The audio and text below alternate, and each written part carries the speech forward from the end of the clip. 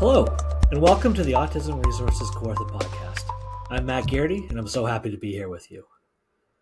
This conversation with Alexandra explores the experiences of parenting autistic children, highlighting the challenges, triumphs, and the importance of understanding and advocacy.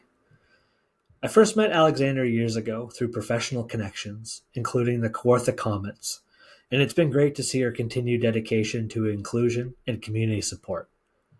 Our discussion delves into the role of sports in providing inclusive environments, planning family outings, and the emotional journey of navigating diagnosis and accommodations. Ultimately, it celebrates the unique strengths of neurodiversity and autism as a superpower. The Autism Resources Kawartha podcast is a series of unscripted conversations with local autistic people and the people who love them right here in Kawartha Lakes. Join us for a new episode every Tuesday on Spotify, YouTube, or wherever you listen to podcasts. This podcast couldn't be possible without the support of Cardinal Home Services. Thank you so much. Check them out at cardinalhome.ca. Now, finally, enjoy this conversation with Alexandra. So what's your experience with autism?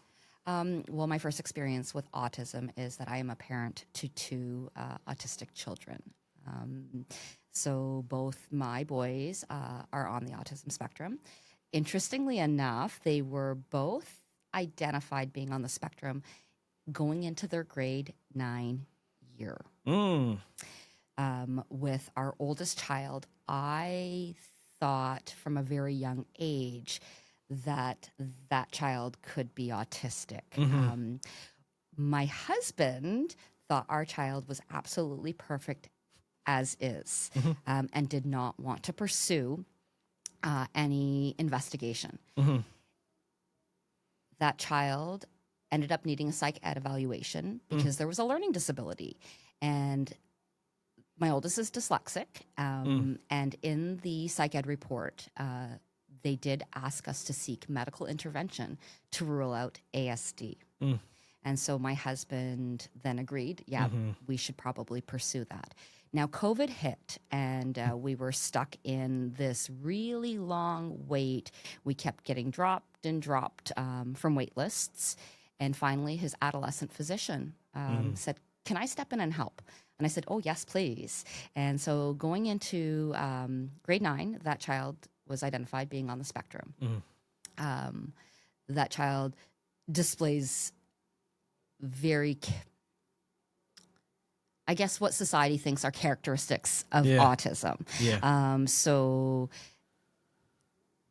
doesn't understand social cues, definitely struggles in communication, has selective mutism. And that kid is, like my husband said, absolutely perfect the way he is. Yeah. And then our youngest child has gone through every single program in the Trillium Lakeland District School Board for education. So we've done the AIMS, we've done the bridging, we've done the Section 23, and he has the diagnosis of ADHD. We've been with a psychiatrist for years, and we were doing an updated psych ed evaluation because he was going into grade 9. And we knew that maybe it would be time to update. Maybe some things have changed in terms of learning patterns and stuff like that. And this time around, he was identified being on the autism spectrum. And the mom guilt, I felt, not picking up on some of those signs. And had that identification been earlier, maybe how differently he might have been treated throughout the school process. Yeah. So that's my first experience with autism. And then my second strong experience was when I was the executive director of the Kawartha Comets. And a lot of our players are on the autism spectrum. And so I got to experience learning all the great things about being on the autism spectrum from all of these great human players, and just being around them in this inclusive environment to allow them to play a sport that they so desperately wanted to play. But traditional sports teams often can't make those accommodations that they need to be successful on the ice. Hey, it's Matt Garrity from the Autism Resources Kawartha podcast. I want to tell you about one of my family's favorite things to do in Kawartha Lakes, the Crazy Creative program at the Kawartha Art Gallery. It's totally free, open to all ages, and every Saturday the gallery turns into a space where you can express your imagination with model magic. I've taken my kids countless times, and we always walk away with big smiles. I've also talked to artists on this podcast who are autistic, and I love how a program like Crazy Creative makes creativity accessible for everyone. Join in any Saturday from 11 a.m. to 12:30 p.m. at the Kawartha Art Gallery. You can find out more by following them on social media or visiting kawarthagallery.com. You'll love it. I have so many questions. Yeah. As you're talking, it's like, oh man, I want to dive into so many different things. I want to start with the Comets. Yeah, absolutely. So tell me a bit more about the Kawartha Comets. Okay, so the Kawartha Comets is a special needs hockey program for neurodiverse individuals. Is it specific for neurodiversity? It is specific for neurodiverse individuals. Oh, cool. There is a lovely other physical special needs hockey program in the Peterborough region. Sure. And so they can accommodate those physical needs for somebody who needs to have those to play hockey. Yeah. So if you're in a wheelchair, there is a team that is going to get you on the ice and let you play hockey. But for the Kawartha Comets, it was predominantly neurodiverse individuals playing hockey or are playing hockey. There is no age limit. So when I was the executive director, my youngest player was 5 and my oldest player was 58. Wow. So true inclusivity. Yeah. And what do you do? Like, what skills are they most needing to develop at that point? Like, have some of them not even skated? So some have not skated. So there was 3 tiers of hockey teams. So there was a junior, there was an intermediate, and there was a senior level, or there is. And so the program meets each player where they're at. Yeah. And so is it a lot of there's space for everybody? Is it a lot of practicing and skills, or is there games? There's games. Are there my goodness, absolutely. Like, teams in Ontario? There's other teams all over the world. Oh, cool. So the Kawartha Comets in Peterborough is under the Ontario Hockey Federation, which is under Hockey Canada. And so each year there is this massive tournament in Kitchener-Waterloo called the Friendship Tournament. So all the teams are invited, and it's a true hockey tournament. Throughout the year, there are hockey games where teams come to Peterborough, or the Kawartha Comets would go to the other teams' home arenas. And so like traditional hockey, there's practices and then there's games. That's awesome. Do you know of any other sports locally that do this? There is the Special Olympics that do have their sports and the teams in which they provide. But for neurodiverse specific, no, I don't. Yeah. This is cool because my son, Beckett, who was diagnosed with autism years ago, loves sports. Yep. Loves the idea of sports. Yes. Playing, big challenge. Yep. A lot of coordination issues, Yep. a lot of sensory issues. Yep. And then he gets these, I forget the term, but obsessions, unique, I forget what they're called now. Like a hyper focus? Yes, thank you. Yes. And it's football right now. Yeah. Oh, So I love football. He loves it, right? And he's stuck with that for a while. He loves throwing the ball. Yep. He loves running the ball. He does not like catching the ball. Yep. And he does not like being touched, of course. So, like, he wants to go out and throw the ball and stuff, but we're, like, learning, even, like, his little brother, like, we can't throw it to him. It's too much for him sensory-wise. and even soccer and other things. And I've always been really weary of that, like taking my other son to a lot of sports. He's very athletic and drop-ins and different school things or sport things like that. And you're seeing other kids with autism in those situations almost seeming like they're uncomfortable. Yep.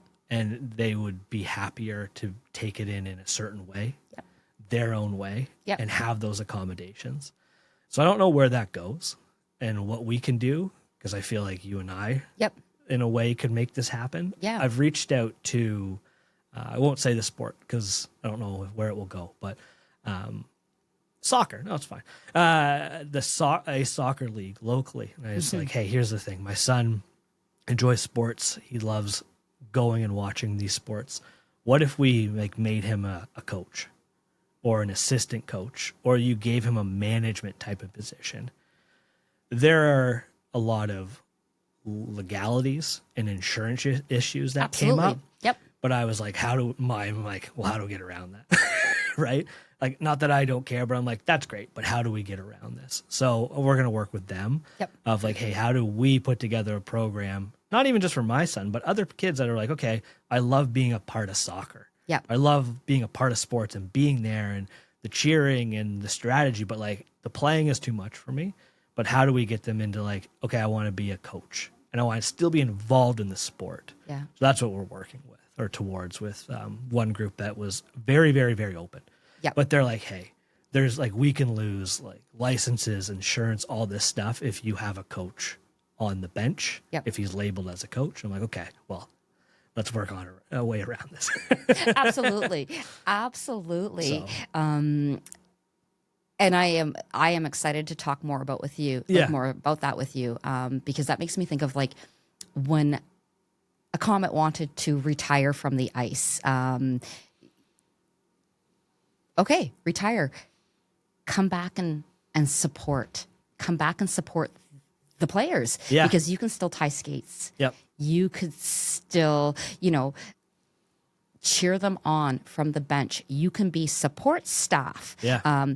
And yes, there are insurance issues, and there are regulations in which Hockey Canada and the OHF say these things need to be done for this person to be there. But there's still a way. There has to be accommodations for that. There's accommodations for everything. Yeah. Or there's a path to accommodations for everything. Absolutely. There's not enough accommodations, but there's always a path to an accommodation. Yes. And that's Beckett's thing now is like his younger brother is obsessed with soccer, like I just said. And like he wants to be a soccer player. His dream is to hold the World Cup trophy up for Canada. And Beckett's like, well, I want to be your manager. Or I want to be your agent. And I'm like, this is great. Like, keep them involved and just in a different capacity, whatever capacity he wants. And like, that's his accommodation. Yeah. So I'm really curious to see where we could go with that. Yep. ARC, me, you, whatever way of like different things. Because I think there's a lot of cool stuff that we could do with that. Absolutely, there is. Yeah. Back to your kids. Sorry. Yes, absolutely. All over the place. Yeah. So they were how old then when they were diagnosed? 12? No, the oldest had just turned 14, and the youngest was 13, turning 14. 13, 14. Yeah. When do you think you recognized they had autism? So I recognized with my oldest at about the age of 3. Yeah. Yeah, maybe 2.5. At another friend's child's birthday party. And it was a beautiful indoor fun place. And my child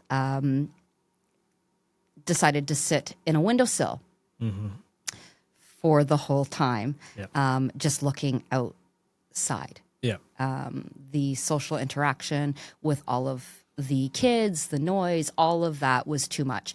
But my child was happy just sitting there. Now I can look back and be like, oh, okay, so that child was obsessed with textiles, would find any risen piece of fabric, couldn't wear certain clothing because it was uncomfortable. those things I was just like, nah, maybe grow out of. It's a child thing. But when I think of that party that day, okay, no, that was the first sign. And then when we got to school age and went to school and started to see some regressive social behaviors and hearing some words from my child that they had heard from other students, like, you just don't fit in. You don't match the rest of us. That's, I think, when we started to really see regressive social behavior. And it's interesting because that child at times would question, like, what's different about me? And when that autism diagnosis came, it was almost a sigh of relief of like, that's the reason. That's the reason that I feel uncomfortable in social situations. That's the reason I don't want to speak publicly. That's the reason why I feel overwhelmed and anxious in loud classrooms, bright lights, all of that. And I think their brain works differently. Yeah. And I think for us as parents, it made us feel more relaxed when we would see physical responses to the overstimulation. Yeah. So our oldest will develop a tic in sensory overload. Yep. I don't worry about that now. Yeah. That is that child's physical response to feeling so overwhelmed. Yeah. Yeah. Yeah, there's a lot there. I got goosebumps.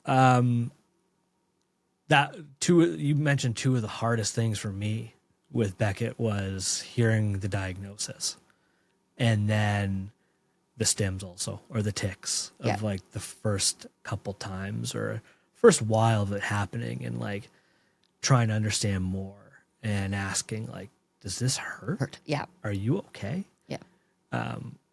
I want to ask because I want to understand. Yeah. I'm not trying to badger him, much as he might think that. But that was hard. Yeah. So, and then you mentioned, sorry, your husband was resistant to diagnose. Yep. And I can relate because when my wife, Meg, first started talking about, like, maybe there's something here, we knew that there was something different about him. Like you said, at those parties, Yep. I joke now, but at the time, like, we'd go to other kid parties. A lot of our friends had kids at the same time. Him and I would just be hanging out at the snack table. He wouldn't want to interact with other kids. He wouldn't want to play. Him and I would just go eat snacks all the time. Yep. And I was like, oh, it's kind of fun. It's a bit strange that he's not doing that. I didn't really see it, right? Our nephew, her sister's son, had autism, and I always thought, like, you're hyper focused on this idea. Like, you know a lot about it, which is fine, but maybe we're thinking too much into it. So I remember being like, why are we going to do this? What's the point? Yeah. And then the psychologist, Andrea, because I said, like, what is the point? And I don't think that I was defensive, but I was like, I don't understand why we're spending money for this. Yep.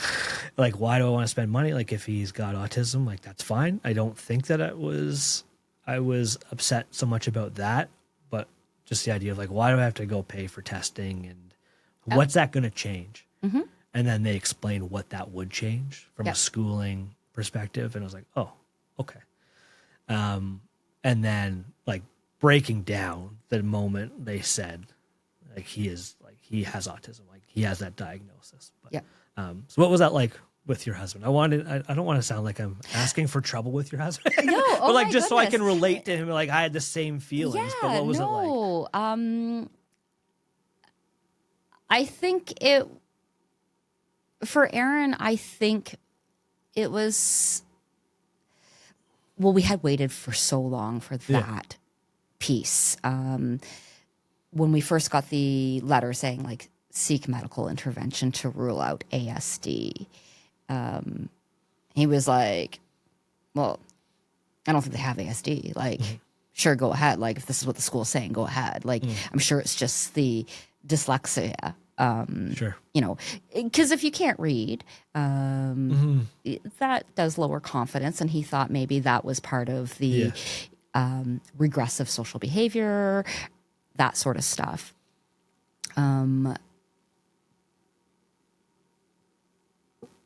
But as we saw some of the autistic quirks come out more and more and more, and especially during COVID, when we were, you know, you're stuck at home. There's no choice but to see.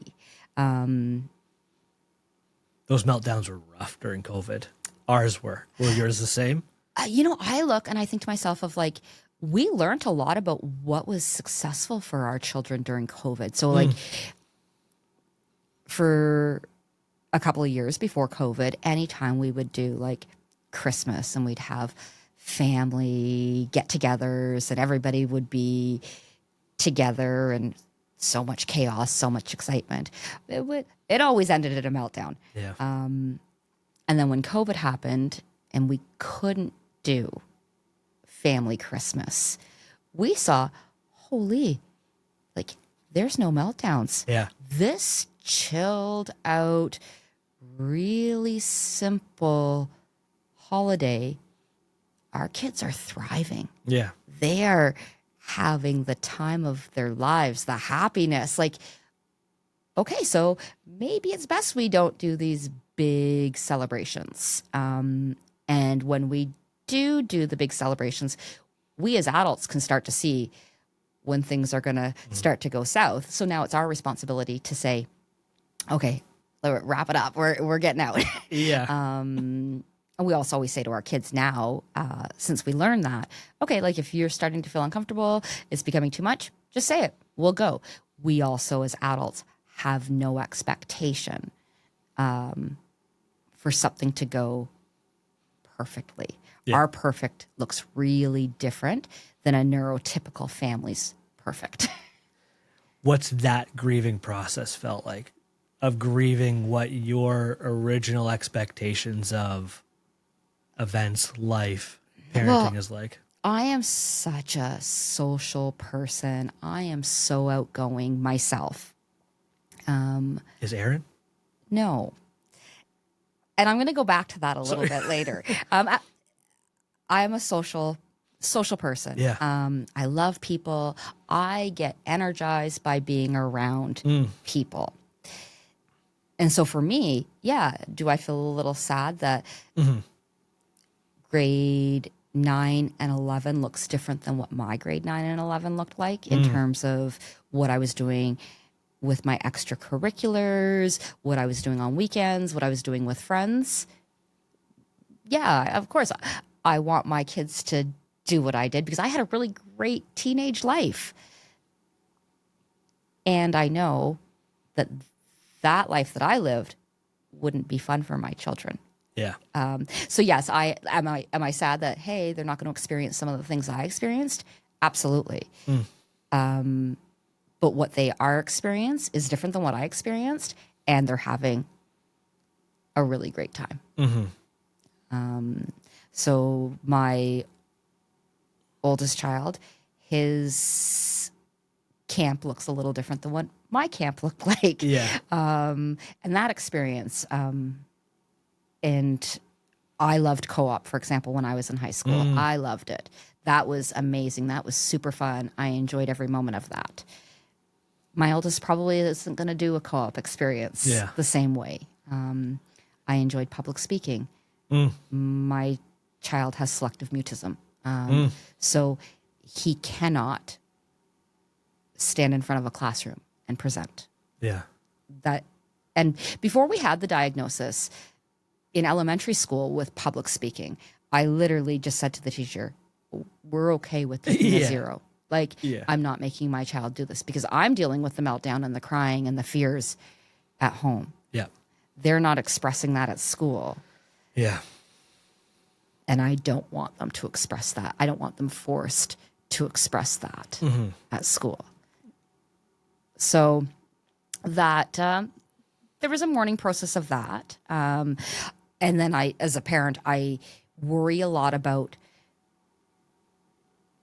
if there is a lack of resources when they age out of my home. Yeah. Right. Because The at help that 18, the help that 18 they need. autism goes away, right? Yeah. People are no longer autistic. And so I look and I think to myself, like, with my oldest child, I have to wake that child up every single day. They're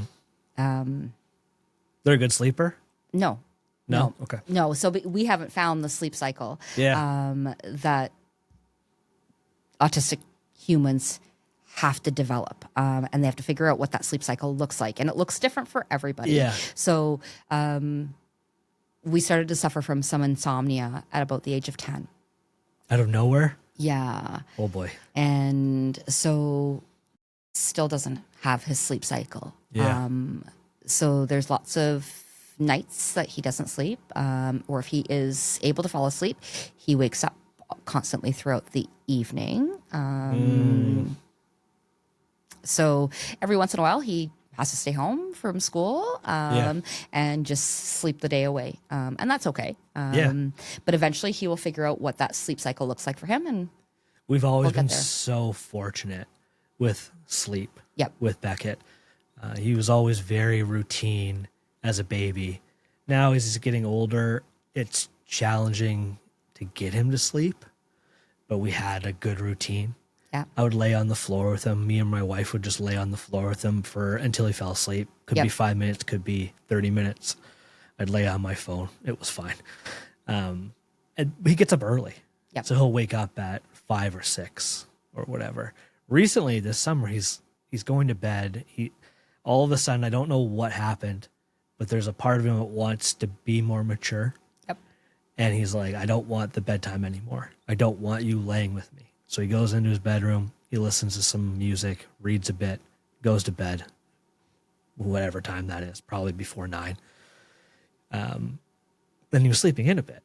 But now all of a sudden it's a little bit tricky. And I think it is now that we're back in school and he's more stressed and he can't get to sleep. And that's where we're back on the floor laying with him. And Yep. it is what it is. Yeah. But he was loving sleeping in. He thought it was the greatest thing. Yeah. Yeah. The only time he ever had like real bad sleep trouble was very early on. They quickly diagnosed that he had ADHD Okay. and gave him medication. Yep. I'm not anti any of that, but it didn't work. Yep. And they said if he does not have ADHD, this medicine is going to keep him up all night. And it was a March. I remember the month because it was so bad and we were up all night for weeks. And we just called it like, we can't do this. And like, oh yeah, well, like wean it off. And I'm like, we're done. Yep. Back to the drawing board here. That was the only time. It was just, I remember being up and you kind of thought we're past it because he would have been 7 or 8 probably at that point.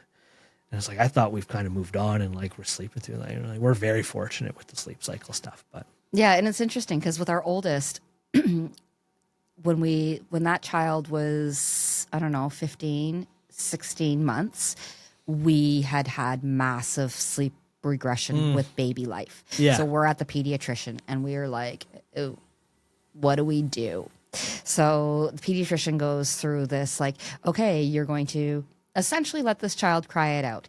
Yeah. And the percentage of kids that are going to, it'll take 3 or 4 days. Then there's this percentage of kids that it takes 14 days.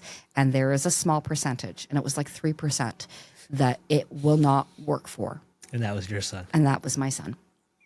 And so I That's look back so and I think tough, to though. myself, Yeah. like, it's laughable now, but it's like that was really, really, really bad at the time, I'm sure. oh, it was. It really was. And it's interesting because it's like, okay,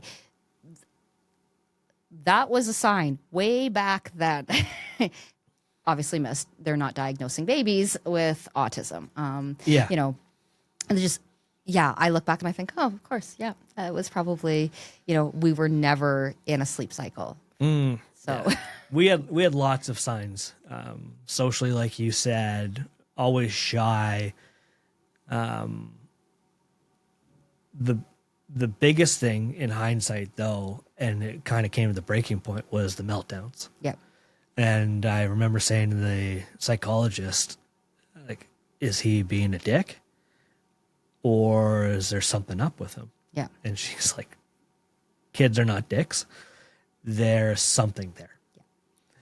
And that sticks with me because I feel like a jerk and the guilt, like you said, but at the same time, like there's like, he's this sweet baby angel. And he's so well-mannered and nice and polite and lovely. And then if something didn't go his way, chaos. Yep. Like, I won't get into too many details maybe, but like hitting, violence, let's say destruction, vandalism. And in hindsight, I have that guilt, especially about my behavior, like my parenting of him at the time. Of like, instead of meeting those meltdowns with compassion and love, it was met with, well, I'm going to melt down. Or maybe I'm going to try to yell. I'm going to like feed it back, fire with fire. It didn't work. And I think that's the biggest thing. We're both looking away from each other so we don't cry. Yeah. But that's the biggest thing I like to tell people of like, why do you get the diagnosis? Because that day, my mind immediately flipped of you have to be a different parent. And the diagnosis almost wasn't for him. It was for us in a way. Like, we have to parent differently. Yeah. And so I want to say, I think you were extremely lucky that you got that diagnosis with those behaviors. Mm-hmm. Because my second child, I knew at 13 months something was different with that child because of a meltdown. Yeah. I watched my child on a floor spin, trying to throw everything in arms and legs reach.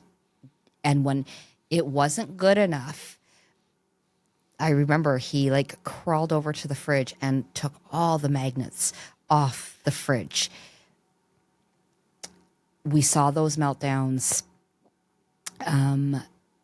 I heard boys will be boys. Yeah. He'll grow out of it. At that age too, they're like, oh, it's a tantrum. He's being a brat. I don't want to, but like. Absolutely. And like, you're made to feel like you're stupid.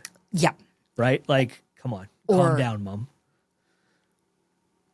And as we got into school, and I remember this was during, it was a work to rule. Teachers were on a work to rule. And a teacher called me in that work to rule and said, so this isn't quite right. We've been in school long enough. We're seeing behaviors that aren't going away. Yeah. You need to figure that out. So I call the pediatrician and we go and pediatrician says like, okay, you can't say the words no, don't, stop, can't. Take those out of your vocabulary. Mm-hmm. Okay, we take that out of our vocabulary at home. They try their best. But they have to still say no, don't, stop, can't because they have 28 other kids in that classroom. Yeah. 8 months later, and we go through all these things that the pediatrician is telling us to do, try. Now, eventually we get diagnosed with an ADHD diagnosis, and we get diagnosed with an oppositional defiance disorder diagnosis, and we're now with a psychiatrist, and we see all of those behaviors as defiant. We are judged as parents that maybe our discipline isn't the right way to discipline. We're not disciplining enough. Yeah. We look like we're just letting it happen. Right? And after we received that autism diagnosis, I look and I think, had we had that diagnosis, people would have realized that child only thinks black and white. Yeah. It's not defiance. It's literally how his brain thinks. Yep. Because my oldest child thinks very black and white. but doesn't have the tantrums, doesn't have, Oh, wow. but has the very typical, social communication. Sure. Whereas the youngest, he's able to navigate conversation. He has anxiety, absolutely, in social situations. Can he read everybody's social cues? No. But he can absolutely participate in a conversation and has a lot more, I don't want to say confidence, but just the ability to, I don't want to say it's masking, but it's absolutely, he can go out and do that. Whereas the oldest, nope, those are very typical signs of autism in terms of that social piece. But I just think had that child had been identified earlier.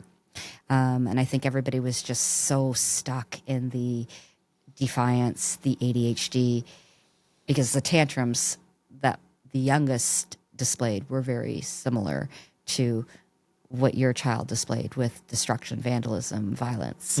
And we went through every single program in the Trillium Lakeland District School Board. And I, as a parent, as you as a parent, we naturally advocate. My child has a right to education. So I was very, very momentous with that advocating to make sure that my child got educated. But I have met lots of parents along the way whose kids are in school. Yeah. Are they being educated? Maybe not. Because they're just sometimes too much. Sometimes a teacher doesn't know what to do. They don't have the right supports. And it's exhausting advocating. And it's exhausting having doors closed. And nope, we can't do anything else.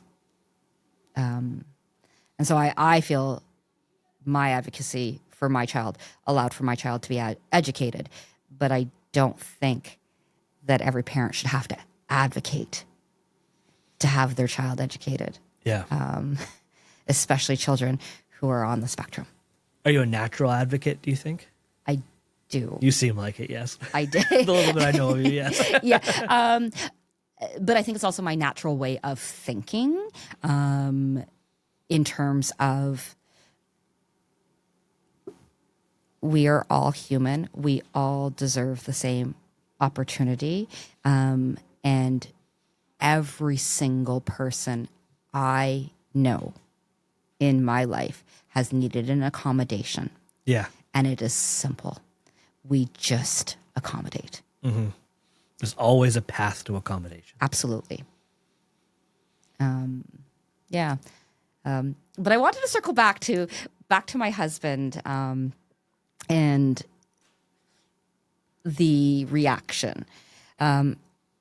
Later on, as we've gone through multiple doctors, psychologists, psychiatrists, and I don't want to say we've gone through so many in terms of nope, we don't like that, we're going to go to a new one. Nope, we've just had the same ones. Yeah. They retire, we have to we get passed on to the new one.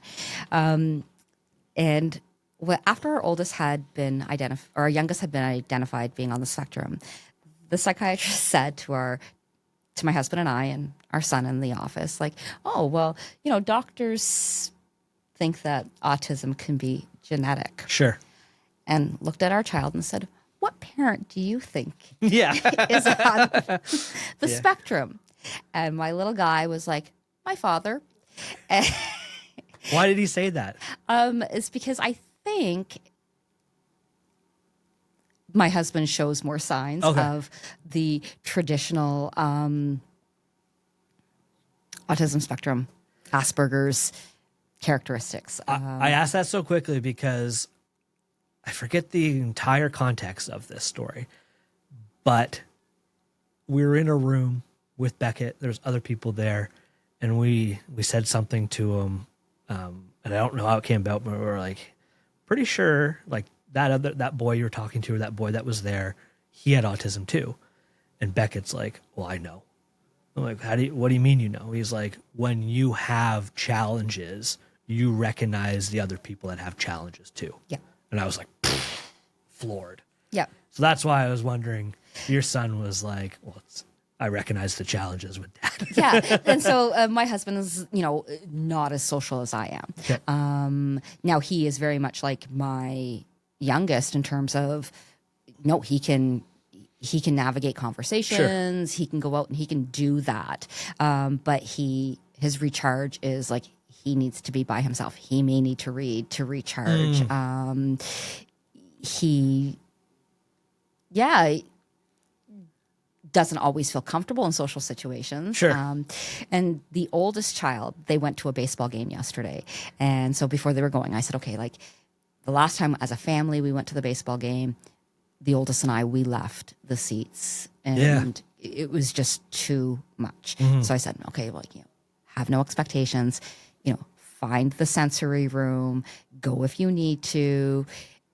And he jokingly said, well, like, if it's anything like the aquariums, like that's no good, because we had been at the aquarium this past summer and their sensory room was a tent with some crayons. Like in the open?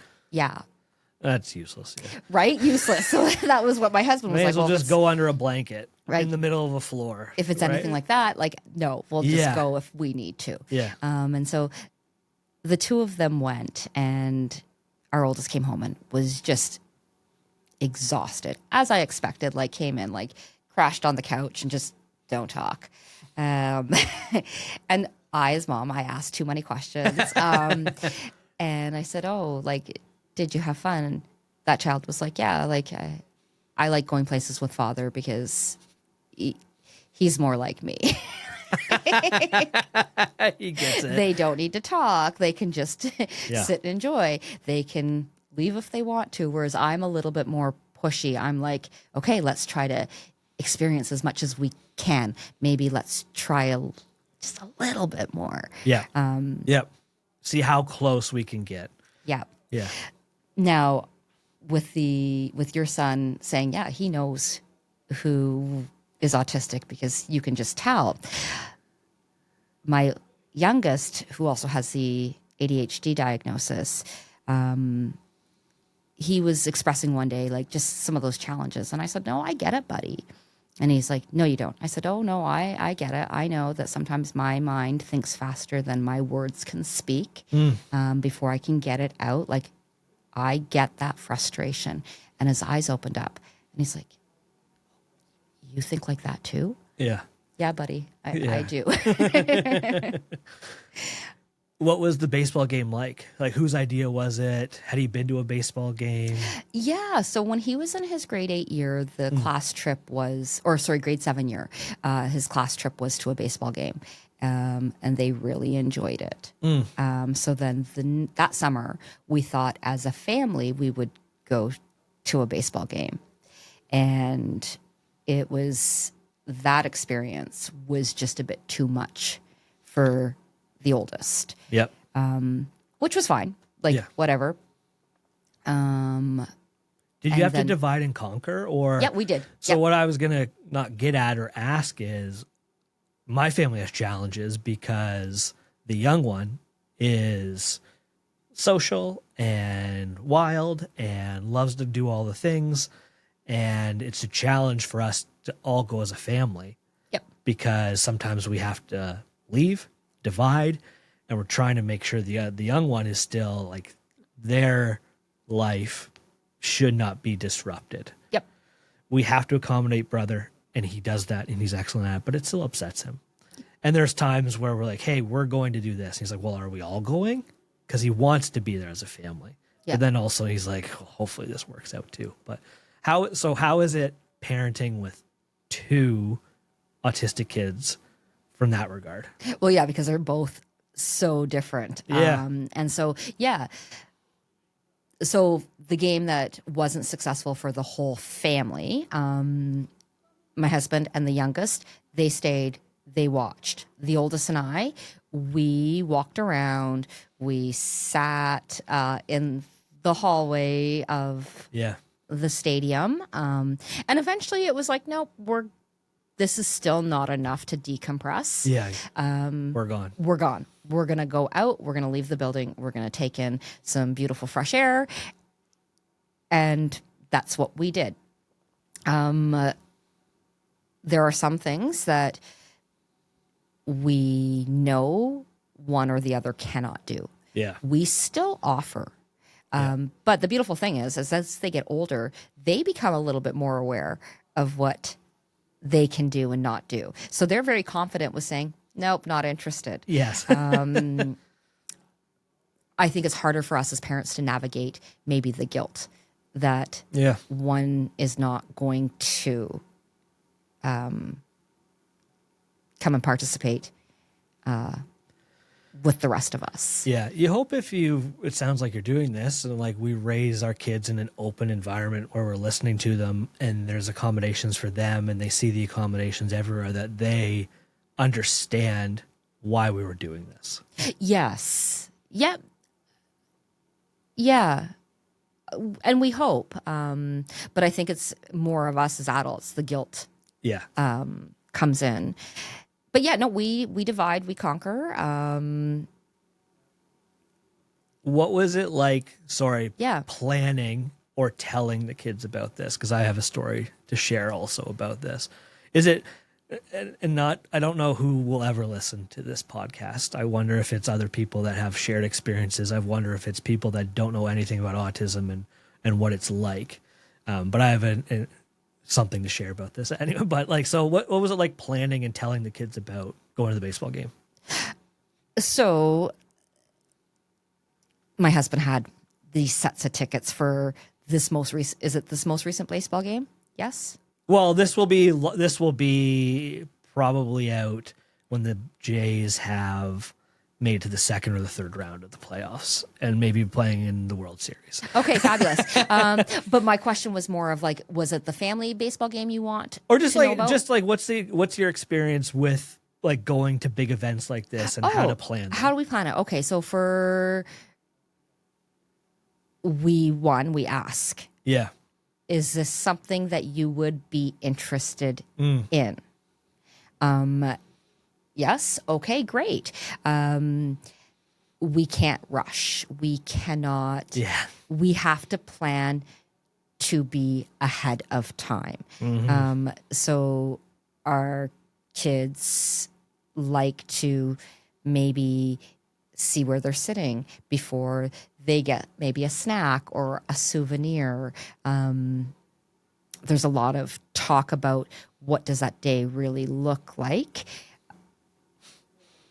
Then the day comes, we prepare, a lot of preparing as adults before we leave the house. And we go and they generally know, like, they've investigated maybe where we're sitting. Watched a video, even seen something. Yeah. Seen something. What's the stadium like? Watch a video, look at a picture from their seat. Yeah. Yes.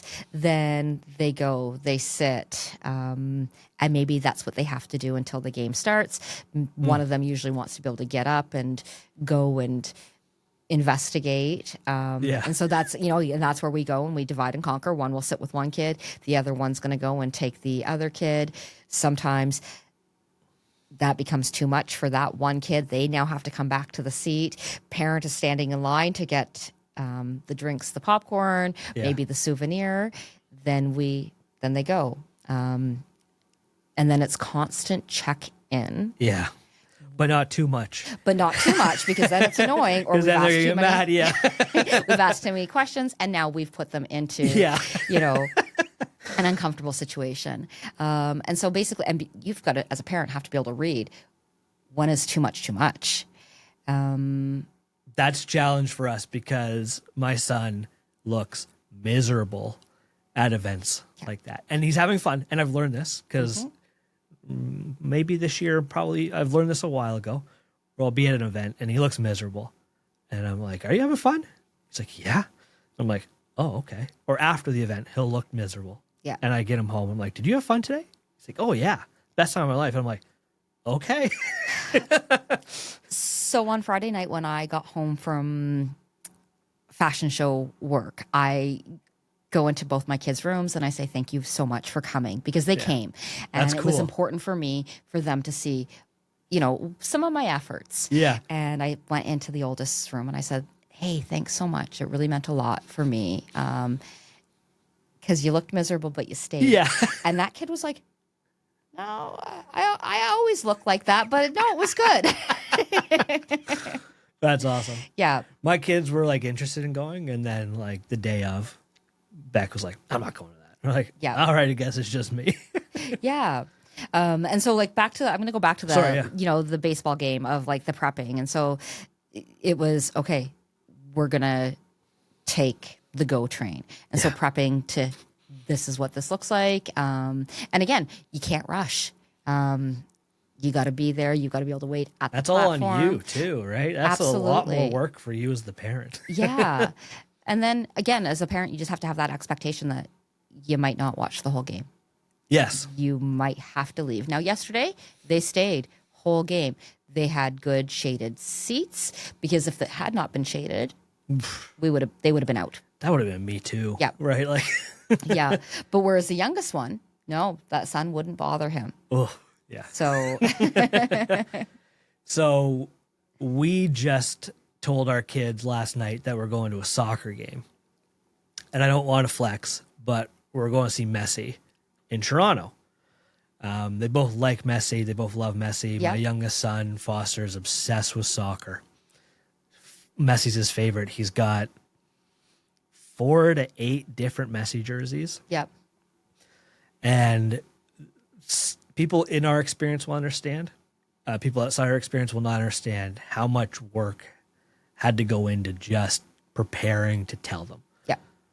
I don't want to say neurotypical people and neurotypical families would be like, hey, do we want to go to this? That's awesome. We're going to buy tickets. We're going to celebrate for the last 8 to 10 months that we've had these tickets. We've had to wait to the last 2 weeks. Yep. We can't tell either kid. Yep. If I tell them too early, too much stress and anxiety. If I tell them not soon enough, the same thing, different situation. Yep. And I've learned, and I prep myself all day for, you telling them might not go the way that you, like a neurotypical telling someone would go, where I tell them both and they both get excited and they're happy. Yep. So the youngest one, who's like the soccer obsessed, went like exactly how you would want to, like film it on YouTube. He's like so happy. He's crying. I'm crying. It's great. And then Beckett's in the corner, pissed. You can see on his face, he's just kind of like, I don't like this type of thing. You just see like, he's like, I'm not in, this isn't happening. But like, he was like open to it.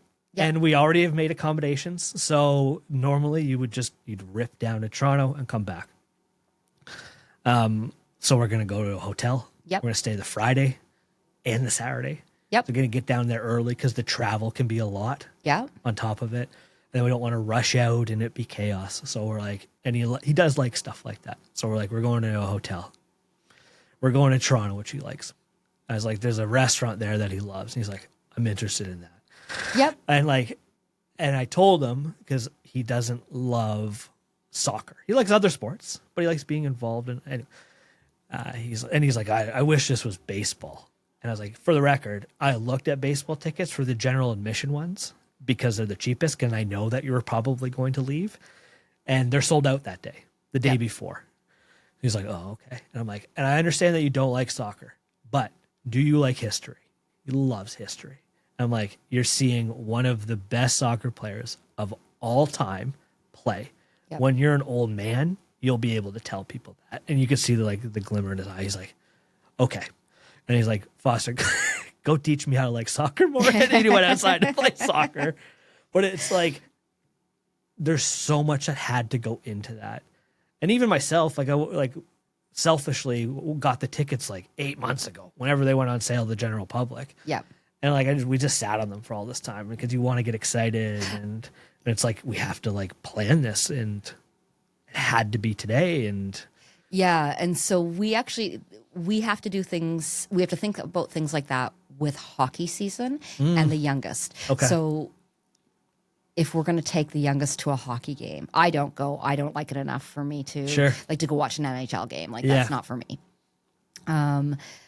But we may have tickets and we don't tell him until maybe the day before. Yeah. Because yes, it'll be all consuming and he will not be able to think about anything else but that. And not in a fun way, and he's excited, but it is detrimental to them. Absolutely. Yes, and stressful for them. Absolutely. But we couldn't tell him the day of because then it's not enough time to prepare. So Yeah. we're kind of that sweet spot about 24, 48 hours before a hockey game if he's going to an NHL game. Now, if we're going to an OHL game, that can be a little bit more casual. We can tell him maybe a day or maybe 3 days in advance.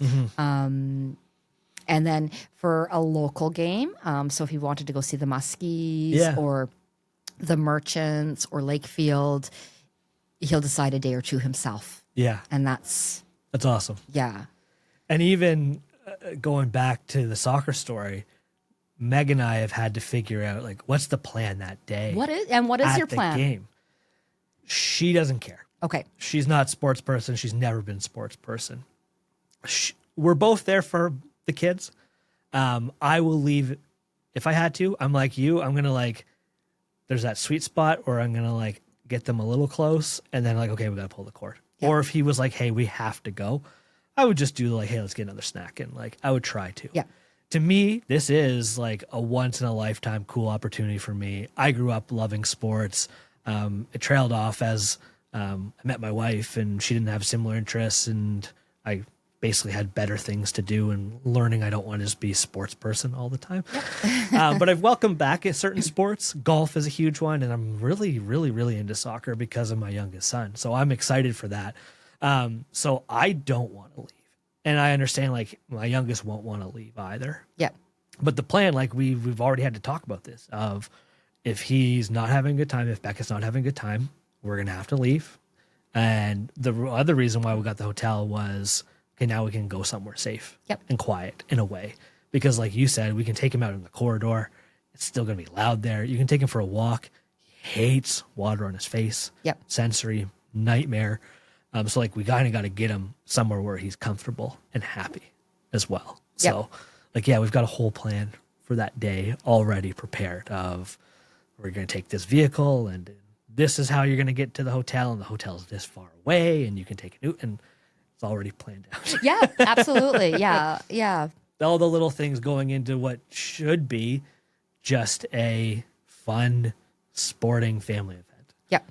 And that's, I still think one of the challenges, and I'm still, I think 3 years next month would be the anniversary of Beckett's diagnosis. Okay. So we're still in the thick of it. And Yeah, you are. dealing with grief and mourning. Yeah. And it was my wife and I's anniversary yesterday. And he doesn't like other people taking care of him.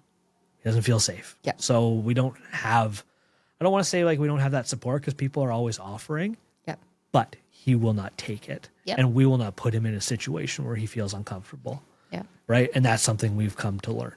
Yeah. And that's hard. But anyway, so, okay, we're not going to do anything on Sunday for our anniversary. We're not going to go away. We're not going to go out on dinner. Friday, he's going to be in school. Maybe. Let's take my wife. I had a plan and everything. And she kept what are we doing? What are we doing? I'm like, I don't want to tell. I didn't want to tell her because I don't want the expectation to be there because we don't know what's going to happen that day. Yep. And sure enough, Friday, he's very, very, very good. And it's taken years to get to this point. It will only get better. But he's I don't think I can do school today. He's this week was long. I was there for 3 days, 3 half days that he went. Yep. We had the fun fair last night or the barbecue. And it was this is I don't want to go today. And it was fine, no problem. But all just the idea of the plans could fall apart, expectations, and it's just chaos. Yep. Absolutely. Yeah. No, absolutely. Yeah. Yeah. I have felt the disappointing feelings of being in the middle of something and getting the phone call of Yeah. And that was before being able to recognize when a child couldn't go to school. And I am very, with both my children, and have been for multiple years, of if you're not feeling up to it, I trust that. Yeah. You don't have to go. Yeah. And that's okay. That's newer for us because we didn't know if it's okay. We knew personally it's okay. Our own feelings about it all. But then we wondered, like, can he start failing? Can they hold him back? All these things. I also was really worried socially, or if, like, does momentum exist? Mm-hmm. Are we going to hurt him socially? Is he not going to have friends? Is he not going to learn? He's smart as heck. He reads so much. Yeah. He's wicked at math. Yep. He has lots of friends. He is really good socially. Yeah. It's not a problem. But he's like riddled with anxiety. Yep. And again, shout out to Andrea, the psychologist therapist. I don't know if she's going to listen to this and if I'm saying her title wrong, but Dr. Andrea, she was like, no, he doesn't have to go ever, basically. Yeah. And gave us some explanation, like the school rules and everything. And like, there's no such thing as the momentum, like my thing that I invented. And it's like, if he doesn't want to go, he doesn't need to go. I'm like, that's all we needed to hear. Yeah. We still needed to hear from the professional sometimes. Yeah. Yeah. And I don't know if because we had the professional with our youngest, that absolutely, the words I heard from the professionals, because I had started seeing a psychiatrist at the age of 5. Yeah. So I definitely had professional words in my mind that I allowed to resonate for both children. That's awesome. Because I think, if you're making one accommodation for one, you can make the accommodation for the second one, third one, fourth one, whatever. If a professional is telling me, hey, there's no problem. Yeah. How are you able to juggle them maybe both being at home and you work? Sounds like a lot. I don't know. But what's that situation like? Oh, when they were younger, I was actually home for most of the school year. Okay. I had a job that was seasonal. So I worked from May to October roughly. Okay. And they were younger, so they didn't understand summer being what summer traditionally is for most people. So that worked. I was home to, if things didn't go well at school, I could pick them up. If they needed a day home, I could stay home.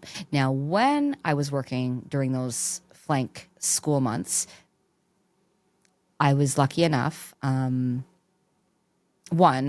that I had supportive employers, as I would only ever work for supportive employers. Yeah. Like, my kids come first. And I understand that there are businesses to run. And when I am there, I give 110%. But if my kids need me, my kids need me. Yeah. And they are first and foremost. So there's been days, I can't go to work. My kids need me to be at home. Or, I need to go to the board office today because I've got a meeting. And that comes first. Now that they're older, I get the occasional text message from one of them that maybe they don't always get along. And there is some prep work that I have to absolutely do. Yeah. The oldest, like, sometimes I need to remind that child, you need to eat. So, like, make sure you make yourself a snack. I'll send that text message of being like, hey, did you eat? Maybe go pop a bagel down. Yes. Drink water. Yeah. So that's sort of the prep work that I do on any given day to make sure that That's a lot. Are okay for a couple hours until I get home. Yeah. That's crazy. Yeah. Do you have anything else you want to talk about? No. Okay. Oh, there's there's so much, but for today. Yes. I'll ask one last question, but I didn't know if you want to keep chatting. I'm happy to keep chatting. So if there's one thing you wanted people to know about autism, what would it be?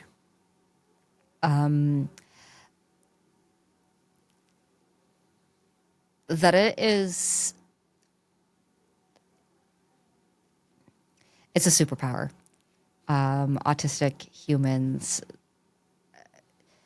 are so special. on so many levels. Like you said, like your son is super smart. My oldest is so super smart.